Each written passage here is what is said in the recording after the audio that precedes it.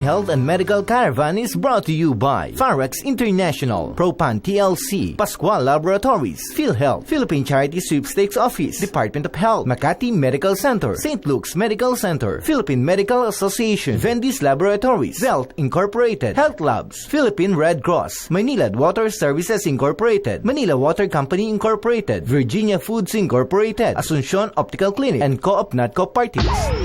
DZAR 1026 Sunshine Radio, kapartner mo sa balita at serbisyo.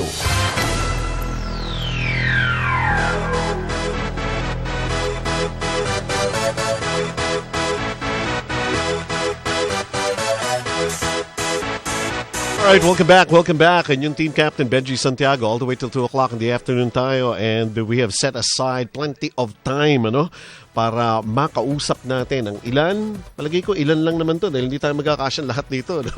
If we have the whole team, ito yung Suzuki Phoenix YRS Racing Team. Welcome dito sa ating programa. Who's going to be the spokesperson? We have our team principal. Naririnig ba sila? Naririnig naman?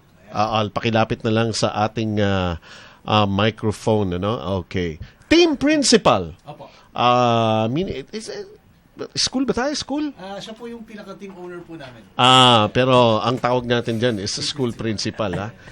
School principal. Team principal, ha? Team principal.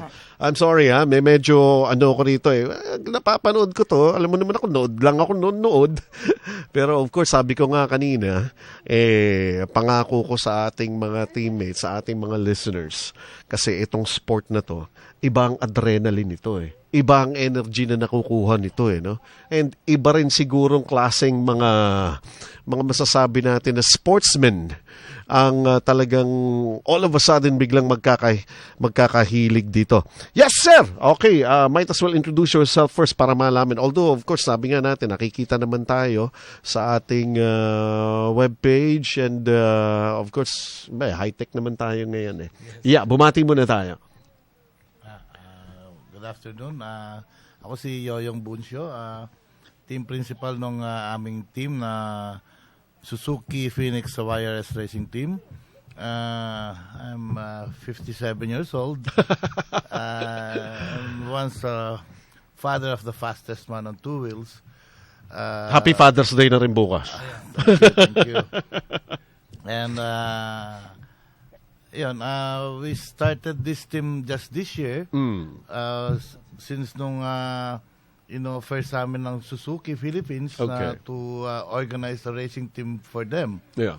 So for us is a big privilege na pinagkatiwalaan kami ng Suzuki para mag-set up ng racing team for them. Okay. And due to our previous races, yung mga sponsors naman namin natuwa naman dahil yung mga first few races namin sa dalawang organized races is nagkaroon naman kami ng magagandang results.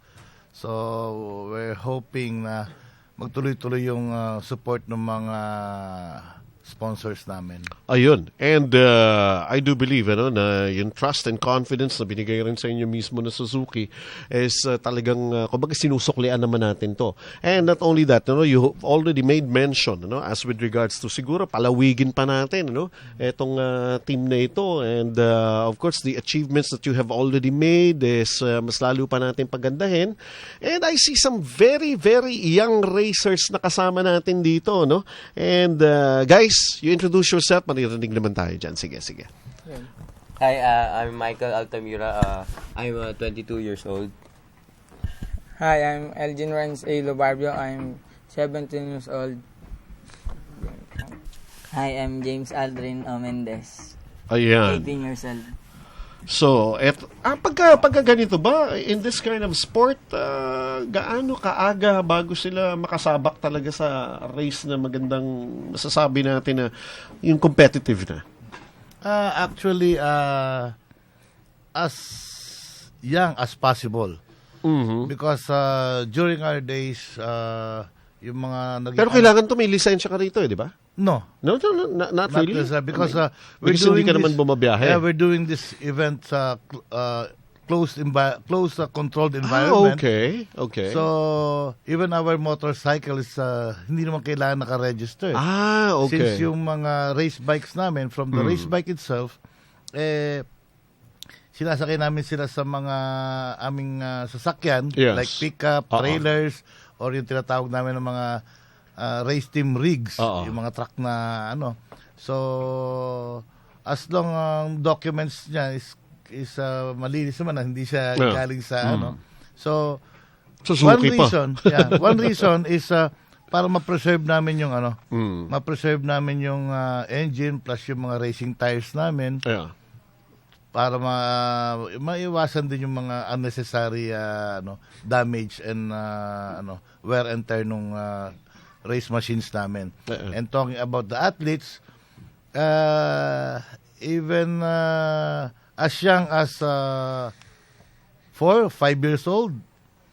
Kasi si James Aldrin, 18 di ba? Narinig ko, 18 years old. Meron pa bang mas younger sa'yo? Meron pa? Biro mo, ilang taong ka? 17.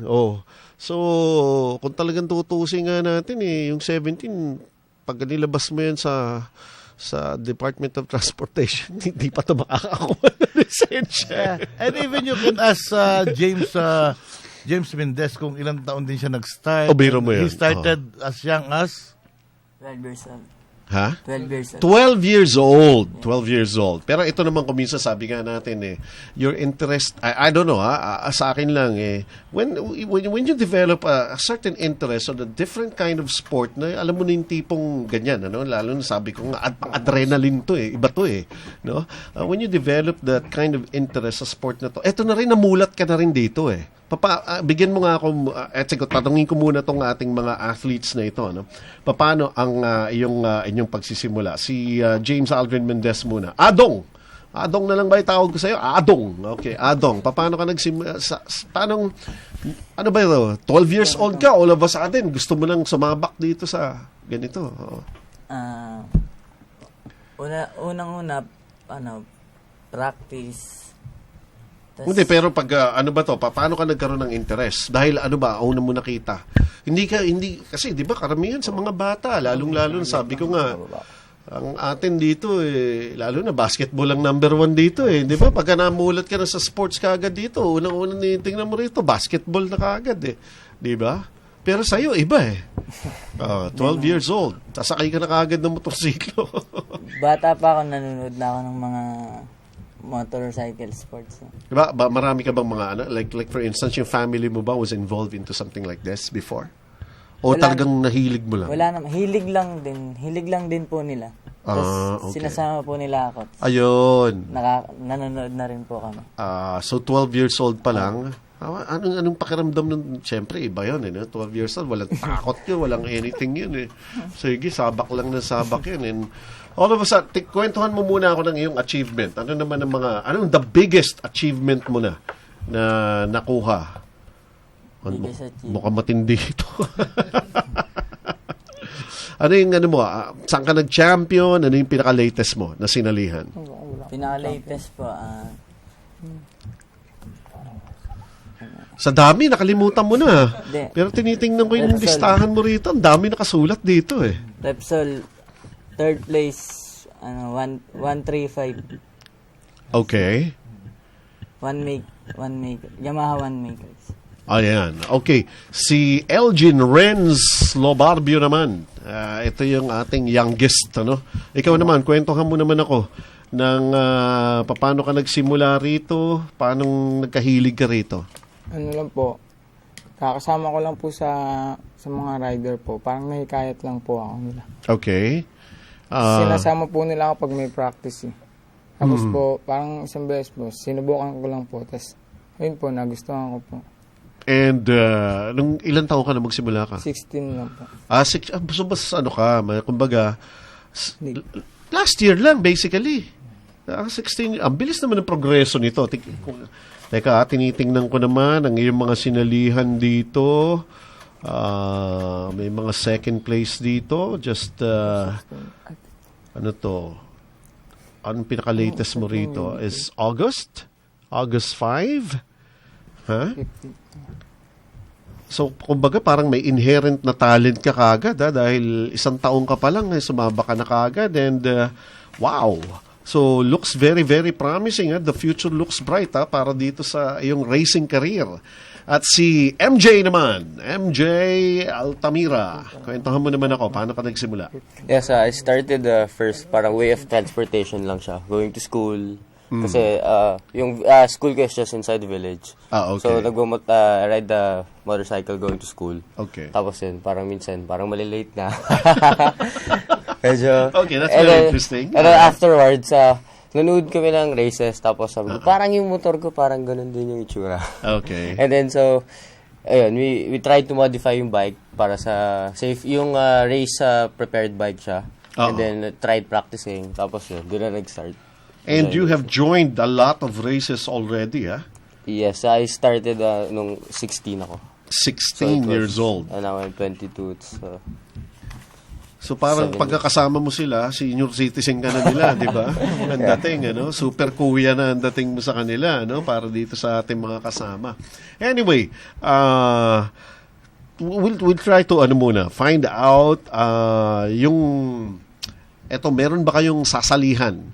Yung mga parating, meron ba kayong pinaghahandaan? And pakikwento na lang yung practice, yung amount of practice that you're putting into yung pagsasanay ninyo, para whatever it is yung mga races na inyong pinaghahandaan. Yes, good afternoon po sa mga nakikinig. Ako po si Mr. Mel Aquino. Ako po yung tumatayong team coach and assistant team manager ng team. Sa ngayon po, we are joining the national races. These are the Repsol National Road Racing Championship. Yeah. Then we also join yung Motorack, which is ito po yung Motor Road Race of Champions na ginaganap din po ito nationwide. Then for the training, the Suzuki Phoenix YRS are preparing for this last week ng June for the training and sasabak po kami sa June 30 para po sa third leg ng Repsol Road Race National Championship. Now, I'm just curious, like for instance, etong sina, what do you call this, sina Adong, etong si Elgin. Now, basically, high school, hindi pa kayo nagka-college or are you already in college? You're already in college. It's a good thing na pero paano ninyo dinidivide yung time ninyo as with regards to the training and how many hours do you consume in training? Gaano ka-frequent ang training ninyo in 1 week? So, ang dami kong tanong kagad. So, paano muna? Siyempre, sasabihin na, pagka mahirap naman, pagka sa magulang yan, di ba? Sasabihin ka, ano ba yan? Puro ka na lang motor, ha? Ano ba yan? Kakain ba tayo dyan ng masasarap na pagkain? Kamusta naman ang iyong magiging future? Kung puro motor lang yan, di ba? Siyempre, lagi nila sinasabi, bigyan mo ng priority pa rin yung pag-aaral natin. So, how are you dividing your time? Si Adong muna. Mukhang puro motor lang to. Pakiti-ngiti lang to sa akin. 1 week before lang. Before the race. Ganun. Okay. Si ano naman? Si Elgin? Ganun din po, 1 week before the race, bago lang po yung training, pati yung condition na katawan. Ganun kabilis, ano? Like, I don't know. As with regards to MJ, ganun ka rin ba when you were starting? Yeah, when I was starting, Short span of time lang, you could already be preparation ready? ko for races is more than a week. More than a week. Same time when I was studying, I was a varsity rin sa school, sa Letran. So yung parang workout ko is napagsasabay ko na yung sa racing at saka yung workout ko for the sports sa school.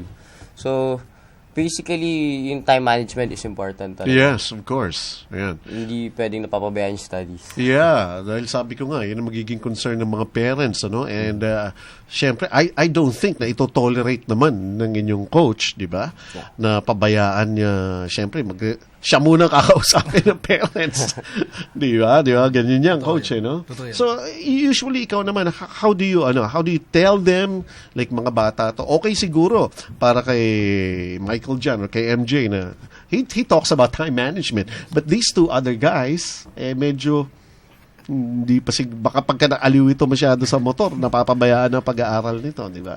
Unang-una kasi, ang sinasabi ko rin naman sa kanila, you have to focus muna. Kung ano yung narito ngayon, yun ang, for example, sa training namin, they should be focused talaga. Then after the training, then after the practice, after the race, babalik sila sa kanilang mga tahanan and babalik sila sa dating buhay as a student eh. So, Yes. we are encouraging them also together with our team principal Kayoyong na mag-aral silang mabuti. Dahil ang racing is sa panandalian lang yan. Wala ho talagang tumatagal sa karera, pero ang knowledge tsaka yung education, panghabang buhay mong bitbit yan eh. So, I am encouraging all the riders na rin, so mga nakikinig din po mga riders na gusto maging racers, okay siyang maging sport, pero huwag niyo sana kalilimutan syempre yung pag-aaral talaga. Natural, ano? And ano ba ang sagad na age dito para sa sport na to? Yun yung nasasabi natin na, ay, okay na yan, retire ka na, mag-coach ka na lang. Actually, everybody can ride at any age naman. Pero sabi nga ni Kayoyong, the earlier, the better. Pero when nanaramdaman na nung rider, for example, I'm a former racer also, nung naramdaman ko medyo, marami na mga bata matutulin ngayon. So, I have to stick na lang sa pag-coach or sa pag-manage ng team. Then, pag nakita natin na mas maganda yung talent ng bata, we nurture them, we train them, then we get, sinasama namin sila sa team, then mas inaano namin siya, mas dinidevelop po namin. How many riders, ilang riders ba talaga dito sa team na ito? We have 5 riders. 5 riders. Yeah. Actually, yung isa kasi hindi lang nakarating kasi he lives in Iriga. Oy, City, malayo-layo. Bicol. Okay. So every race day, before the race day, that's the only time they travel here in Manila para sa races. And he's also a college student. He's 18 years old. He's also a promising racer doon sa group ng team namin. So, regarding dun, balikan ko yung sa studies, siyempre medyo tayo doon. Lalo na nga tulad ng sinabi ni Mel sa mga nakikinig, ano? Lalo na legendary anak mo eh. Yun ang nun di ba? What we're telling to them, especially pag mga barkada na may mga anak ng kumakarera, ang laging deal namin sa mga bata is you should have a good grades para makutuloy mo yung career. So, ang yun ang pinaka-deal namin sa mga bata na you can continue this sport as long you get good grades. You can be a part of the team. Kumbaga parang kailangan, meron ka i-maintain dito na average na ngayong para makita rin na hindi napapabayaan. Parang sinasabi ni Michael Altamira is let's teach them how to time management. Yes, totoo yan. Kasi pagka once ang bata naman is nag-focus sa school at dream niya maging racer. So, ma-develop na lang nila naturally. Paano nila i-divide yung time nila? Kailangan may time ako para mag-aral, para ma-meet ko yung grades para hindi ako pahintuin ni dad o ni mom ng career ko ng sport. Parang gano'n. Alright, mga teammates, mag-break lang po muna tayo. Oras natin. We still have 15 minutes to go before 2 o'clock in the afternoon. Marami pa tayong katanungan. And just in case you also have your own questions, pwede po kayong makipag-ugnayan dito sa ating station, ano? And I guess you know how this is supposed to be done. Pwede kayong mag-text, pwede kayong tumawag. And for all of you who are basically interested in to become a racer yourself, lalong-lalo na for the young people there, siguro ang susunod ko tatanong dito meron ba tayong mga chicks dito sa sa mga teams na to, sa mga sumasali? We're taking a break. We'll be right back. Sunshine Radio, DZAR Sports Hour. Time out! Magbabalik ang paborito mong sports program matapos ang ilang paalala. Mga teammates, ito po si Alvin Patrimonio. Sa DZAR Sports Hour, kasali ako dito. Sali na rin kayo every Saturday at 12:30 to 2 p.m. Sa Pilipinas, iisa lang ang bagong bukambili, ang media network na nakakarating sa bawat sulok ng daigdig. SMNI, Sunshine Media Network International, where everything is possible. Sa ikatlong pagkakataon, inihahatid sa inyo ng Sunshine Media Network International ang Sunshine Health and Medical Caravan. Third Sunshine Health and Medical Caravan. Third Sunshine Health and Medical Caravan. Libreng konsultasyon, Serbisyong medikal. gamot at bitamina ang dala ng Sunshine Media para sa mga daang-daang benepisyaryo, Bata, matanda, mga buntis at senior citizens. sa pakikipagtulungan ng mga magagaling na doktor at espesyalista sa iba't ibang uri ng karamdaman. Third Sunshine Health and Medical Caravan. Abangan sa inyong mga lugar ang Third Sunshine Health and Medical Caravan. June 15, 2013, PMBLCA, Muntinlupa City. June 22, 2013, Barangay Capitolio, Pasig City. June 30, 2013, Pasay City Sports Complex, Pasay City. Ang Sunshine Health and Medical Caravan ay magsisimula ng alas 7 ng umaga hanggang alas 12 ng tanghali. Para sa karagdagang impormasyon, maaaring tumawag sa mga numerong 801-9836 836-3875 at 822-1464. Third Sunshine Health and Medical Caravan is brought to you by Farex International, Propan TLC, Pascual Laboratories, PhilHealth, Philippine Charity Sweepstakes Office, Department of Health, Makati Medical Center, St. Luke's Medical Center, Philippine Medical Association, Vendis Laboratories, Zelt Incorporated, Health Labs, Philippine Red Cross, Manila Water Services Incorporated, Manila Water Company Incorporated, Virginia Foods Incorporated, Asuncion Optical Clinic, and Co-op Natco Party List. DZAR 1026 Sunshine Radio, kapartner mo sa balita at serbisyo.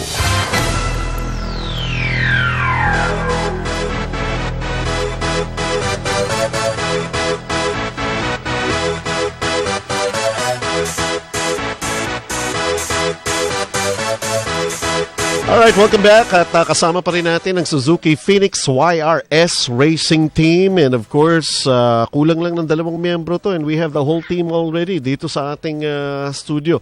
Gaya nga ng aking tanong kanina na medyo binitawan na tanong rito, it seems like, ano ba to, nadodomi na lang ito. This is talagang pag sinabi natin, ang adrenaline dito, pang ano lang to, pang macho lang ba to?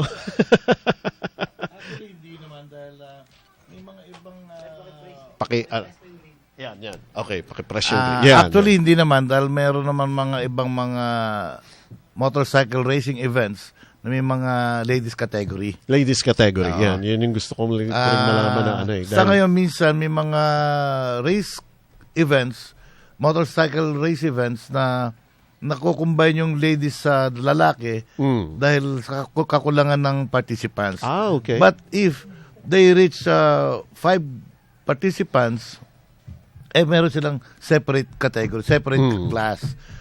Ibang organizers, they call it powder pop category.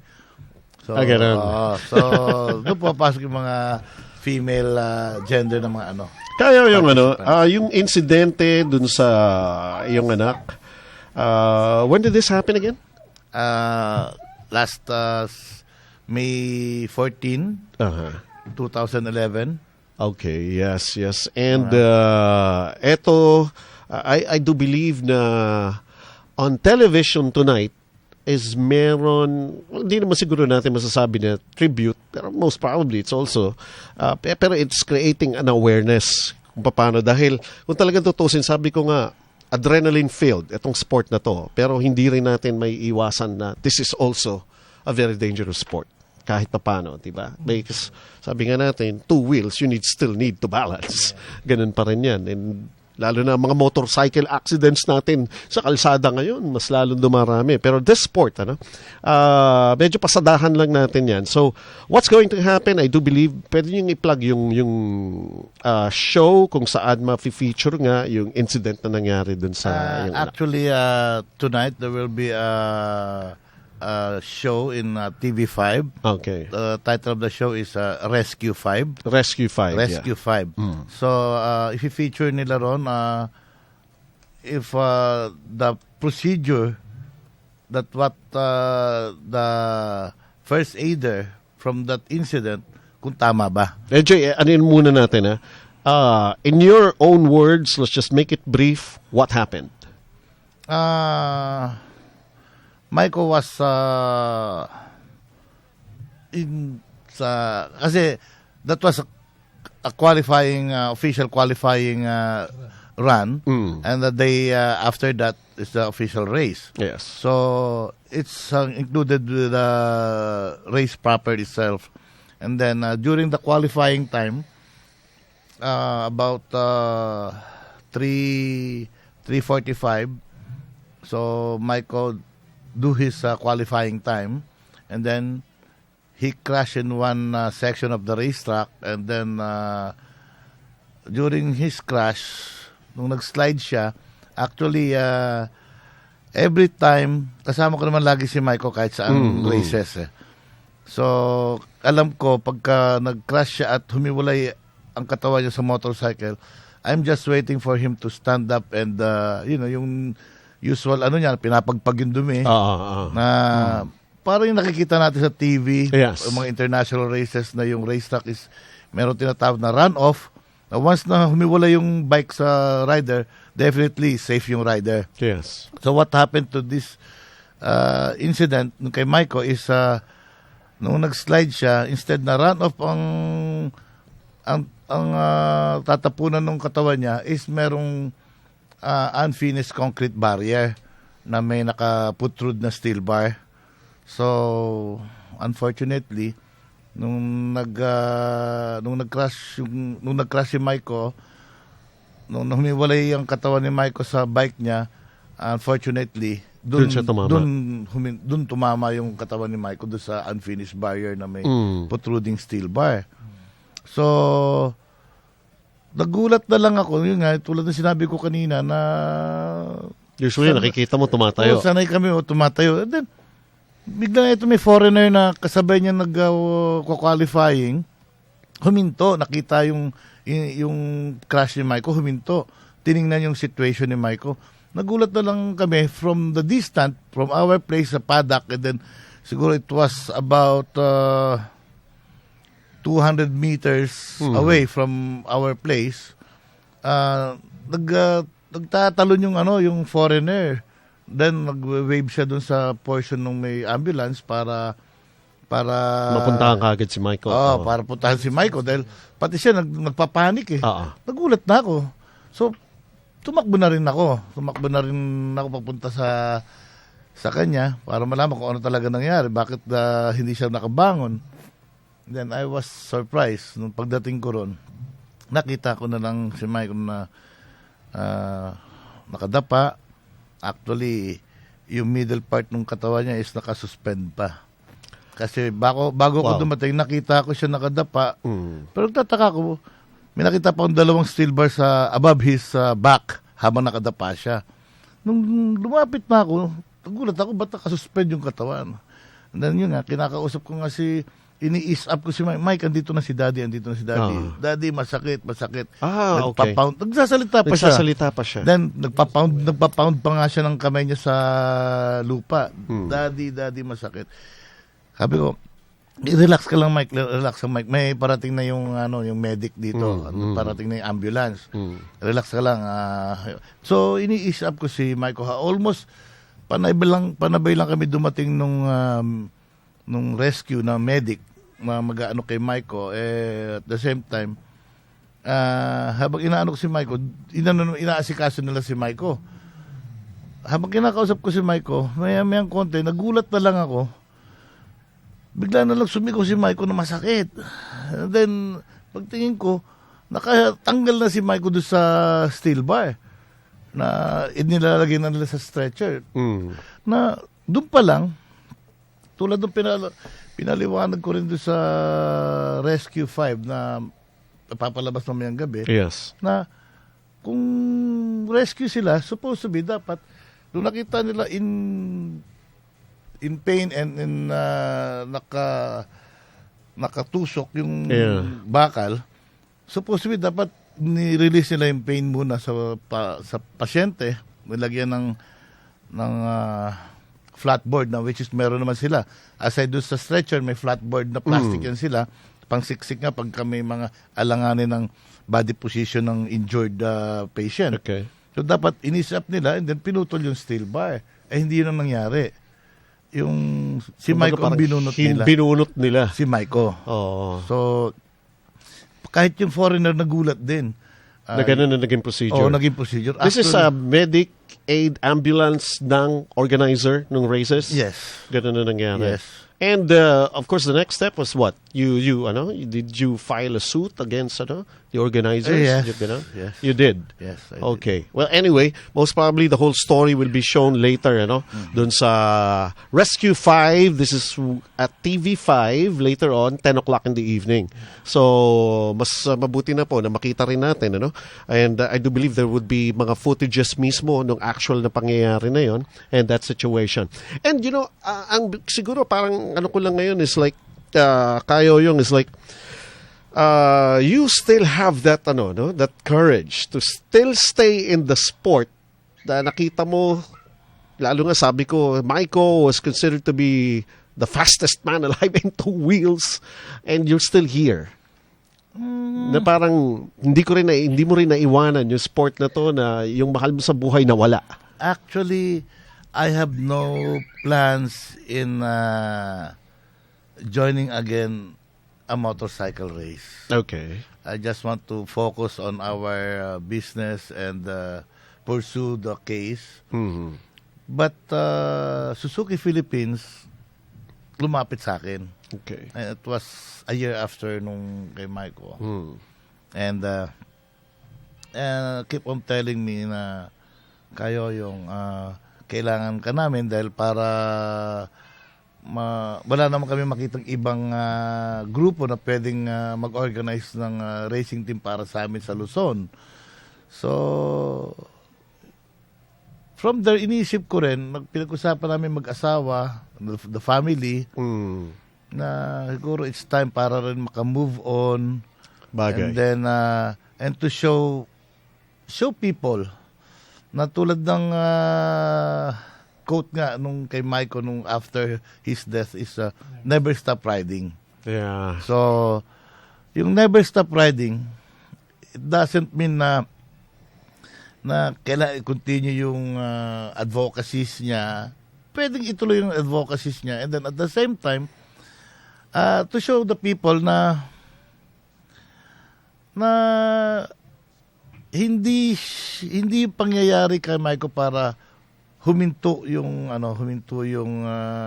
sport. Yung sport, yeah. And aside from that, siguro it's time for me to show na this sport is safe as possible kung tama ang lahat ng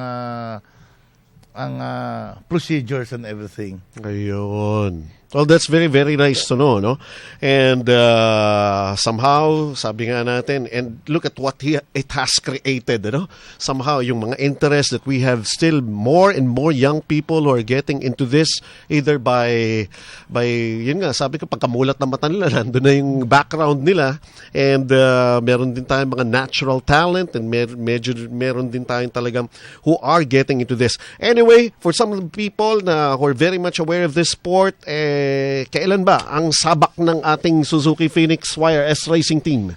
Anong schedule? Okay, so we have a schedule for training this coming June 27 and 28. Then June 30 will be the third leg of the Repsol National Road Racing Championship sa Marikina City. Okay. So yun po yung magiging third leg namin. Then yung next fourth race or the fourth leg will be on July 21. Also in Marikina City. Okay, so very, very good. All right. Well, anyway, bibigyan ko lang ng pagkakataon itong ating mga athletes na ito para bumati kayo ng Happy Father's Day sa inyong mga respective dads. Ikaw muna. Unahin muna natin si Adong. Happy Father's Day. Kasi Alan Mendez. Si Elgin? Happy Father's Day po to my father, Elmer Lubarbio. Ayan. Si MJ? Yes, Happy Father's Day to my dad, Jerry. Alright. And of course, ayan, itong ating dalawang kasama, si Kayo Yung and of course, yung inyong coach, ito, yung mga alaga dito. Anyway, talagang Father's Day na Father's Day. Bukas po yan. Bukas yan. Anyway, we wish you the best sa inyong pagsabak, especially yung preparations and everything, and of course, the races that you're going to be involved with. And of course, para sa team, Suzuki Phoenix YRS Racing Team, the best of the best for you guys. And thank you very much for your time na nakabisita kayo rito. Alright, so mga teammates, yan po ang ating edisyon ng DZAR Sports Hour. And once again, we'd like to remind you, check it out later on sa TV5, 10 o'clock in the evening, Rescue 5. And para makita natin yung nangyari kay Michael Buncio and yung schedule ng ating mga teams na kasama ngayon dito, team members natin. Yeah, okay, go ahead. At this point, I'd like to thank our sponsors. Like to thank Suzuki Philippines Incorporated, Phoenix Petroleum, Cyclomax, yung po yung aming motorcycle oil ngayon. Yung mga riders sa helmet namin is provided by Spider and Optics, kasama yung shades namin. Also, Arcade Chain, V-Rubber for the tires, Garant and Holic Tools, and Hydro Plus, Densuridium, and the YRS Total Performance Center. Maraming salamat po sa mga sumusuporta. Thank you very much, teammates. And have a happy weekend. As I always say when I end my program, Philippines, one nation, one team.